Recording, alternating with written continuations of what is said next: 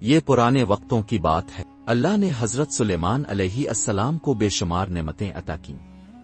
وہ نہ صرف ایک عظیم نبی تھے بلکہ ایک شاندار بادشاہ بھی تھے۔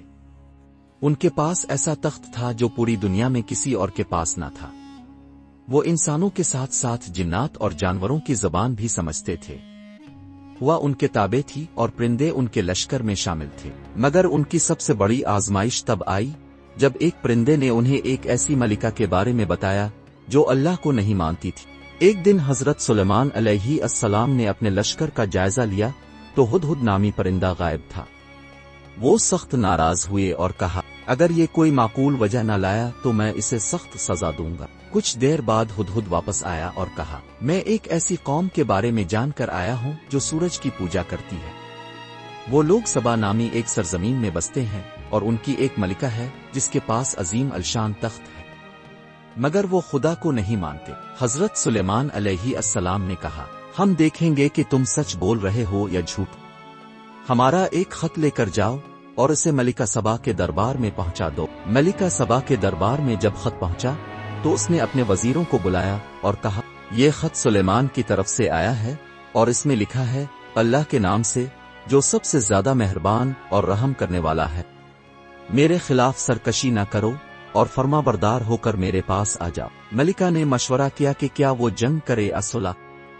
اس کے وزیروں نے کہا، ہم طاقتور ہیں، اگر آپ چاہیں تو جنگ کریں، مگر فیصلہ آپ کا ہے۔ ملکہ نے کہا، جنگ سے بہتر یہ ہے کہ میں پہلے سلیمان کو تحفے بھیجوں تاکہ دیکھوں کہ وہ کیا چاہتے ہیں۔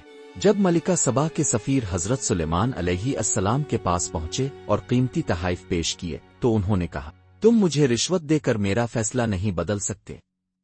واپس جاؤ اور اپنی ملکہ سے کہو کہ اگر وہ اطاعت نہ کرے گی تو میں ایسا لشکر بھیجوں گا جسے وہ روک نہ سکے گی۔ پھر حضرت سلیمان علیہ السلام نے کہا، کون ہے جو ملکہ سبا کا تخت میرے پاس لے آئے قبل اس کے کہ وہ میرے پاس آئے؟ ایک جن نے کہا، میں اسے آپ کے پاس اس سے پہلے لے آ سکتا ہوں جتنے لمحوں میں آپ اپنی نشست سے اٹھیں گے۔ مگر حضرت سلیمان علیہ السلام کے دربار میں ایک نیک شخص نے کہا، میں اللہ کے حکم سے اسے آپ کی پلک جھپکنے سے پہلے لے آ سکتا ہوں۔ اور دیکھتے ہی دیکھتے ملکہ سبا کا تخت حضرت سلیمان علیہ السلام کے سامنے تھا۔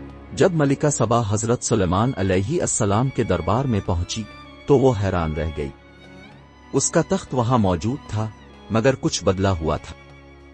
حضرت سلیمان علیہ السلام نے پوچھا، کیا یہ تمہارا ہی تخت ہے؟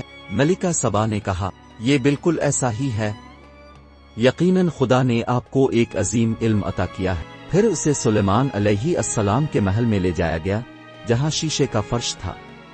ملکہ سمجھی کہ یہ پانی ہے اور اس نے اپنا لباس اوپر اٹھا لیا۔ حضرت سلیمان علیہ السلام نے کہا، یہ پانی نہیں بلکہ شیشے کا فرش ہے۔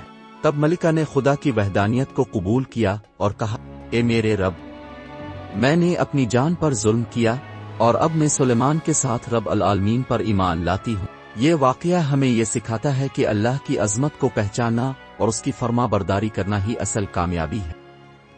اگر آپ کو ہماری ویڈیوز پسند آئیں تو انہیں لائک کریں، ہمارے چینل کو سبسکرائب کریں اور نیچے کمنٹس میں اپنی رائے سے ضرور آگاہ کریں۔ ہمیں بتائیں کہ آپ کو یہ ویڈیو کیسی لگی اور اپنی قیمتی تجاویز بھی کمنٹس میں شیئر کریں۔ آپ کی رائے ہمارے لیے بہت اہمیت رکھتی ہے۔